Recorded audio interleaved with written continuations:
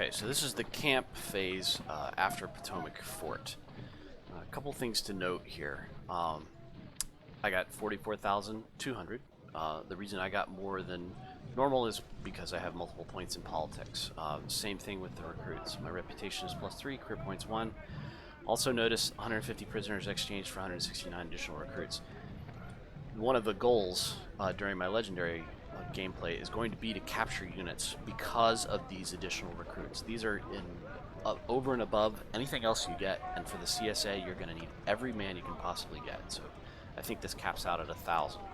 So what I will try to do is get 1,000 guys in every battle I can possibly manage. Okay, so now we're looking at what we've got. We got Siegfried and Kemper. They both got about 500 men. Cable's got 2 guns.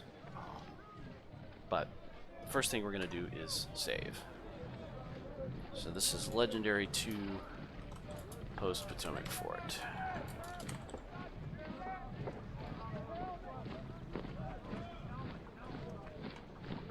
And the first thing we're going to do is choose what we want to do with our career points. At this point,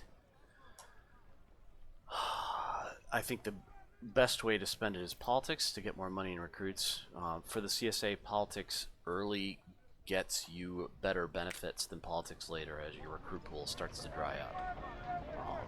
So that's what we're going to go with. Also notice my Major General here, I got the cavalry bonus for his second bonus, which is great. 5 melee, 5 firearms, 10 charge damage, and tactics plus speed. So this is a pretty good build for an offensive corps, especially one that uses a lot of cavalry. So that's a great drop, and that's more or less random. We've done some research on the forums to figure out exactly how these show up, and it appears to be more or less random, possibly influenced by the things you choose in the beginning, like politics, things like that. So this next battle coming up is going to be Newport News. Newport News is a difficult battle. There's a large Union force.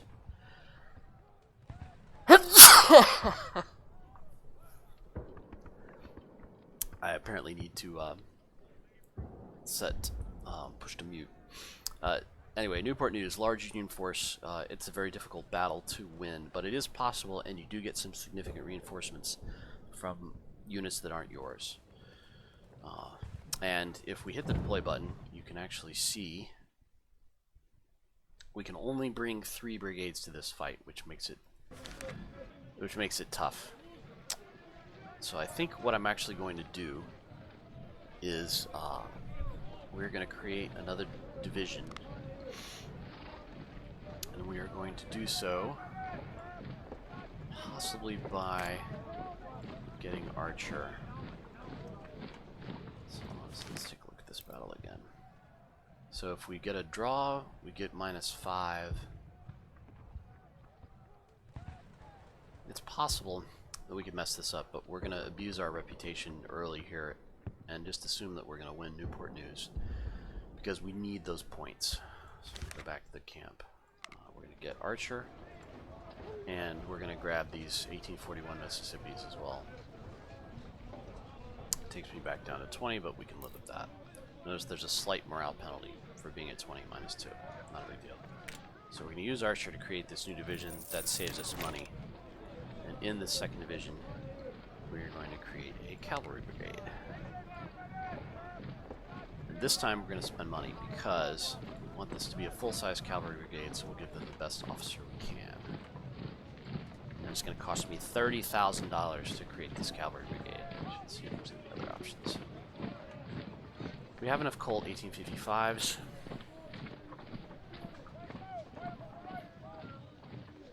Which might be a better option than the Palmettos. Palmettos are a little bit better at melee. Colts are a little bit better at shooting. Colts are more expensive. So it'll cost me $40,000 to create a unit with the Colts. I think we'll go with the Palmettos.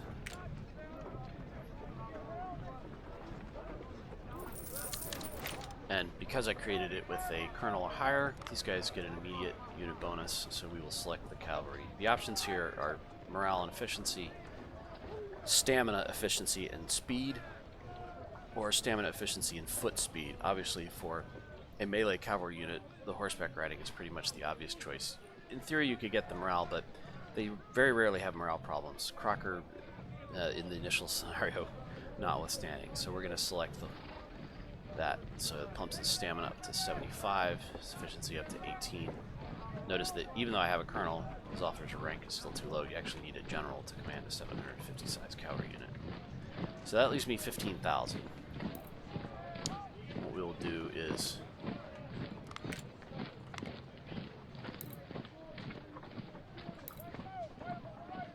we'll use veterans on Cabell, at least as far as we have to here. Let's see. We've got 2 guns in the armory. We don't want to buy any guns because they're 6-pounders and they suck. Let's see if we can get away with giving him 1 veteran gun and 1 rookie gun. We can get away with 1 veteran gun and 1 rookie gun.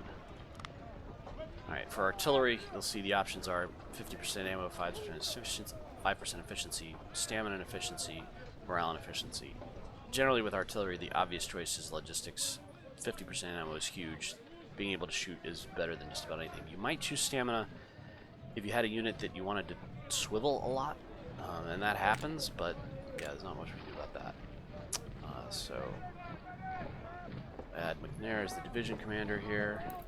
We've got to replace Kemper. We get the cheapest lieutenant colonel we can. Who's going to be this guy named Toon.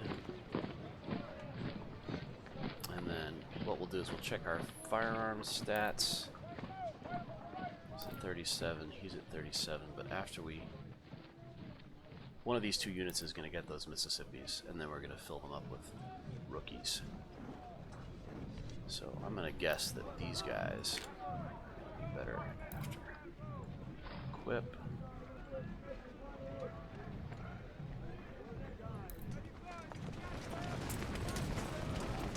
And the only thing that I'm going to care about with veterans is making sure that these guys keep these bonuses if it's reasonably possible. I'm losing quite a few points here by adding so many rookies, but at this point I don't have the money really to do any significant veteran additions, so I could burn this entire 7,000 and it wouldn't really make a difference at all, other than a few points here. And then we're going to go ahead and rename these. I have a naming pattern that I use.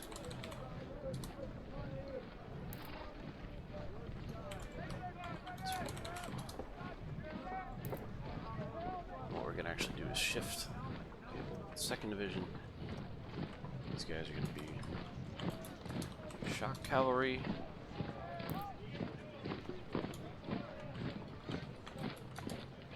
That's an assault battery. And what we'll do is basically push the remaining money into supplies, although there are options to purchase things that could be valuable to me later on, specifically possibly Fayetteville's, possibly Whitworth's, but if I keep the money in the supply wagon, I can get the supplies in this next fight, and the store doesn't reset until after a grand battle. So if I'm going to purchase any specialty rifles or artillery, I'll wait until after Newport News and see where I am there, because I might need that money in order to replace dead units. And that's it. Next battle will be Newport News.